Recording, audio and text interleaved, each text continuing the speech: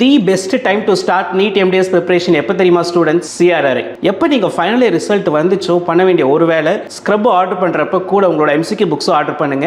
ஒரு நல்ல coaching centre பார்த்து ஜாயின் பண்ணுங்க. ஏன் கோச்சிங் சென்டர் ஜாயின் பண்ணணும் அப்படின்னா அப்போ தான் ஒரு புஷ் கிடைக்கும், ஒரு பக்கா ஸ்ட்ராட்டஜி எடுத்துகிட்டு போவீங்க ஆக்சுவலாக. ஸோ செல்ஃப் ப்ரிப்பரேஷனில் நீங்கள் ஸ்டார்ட் பண்ணாலும் ஒரு 2 or 3 monthsக்கு மேலே உங்களால் அதை கேரி ஓவர் பண்ண முடியாது. நிறைய ஸ்டூடெண்ட்ஸ் பண்ணுற ஒரு பெரிய மிஸ்டேக் அது. அண்ட் ரியலாக நீங்கள் சிஆர்ஆர்ஐ ஒரு ஃபுல் பொட்டன்ஷியலோட செம்ம எஃபோர்ட் கொடுத்து படிக்கிறப்ப so you are always one step more ahead than your post intense.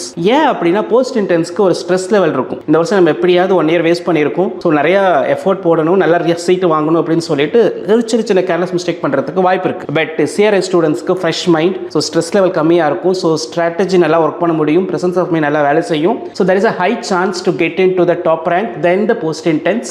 So stay and start your preparation as earliest when you enter into the CRRI.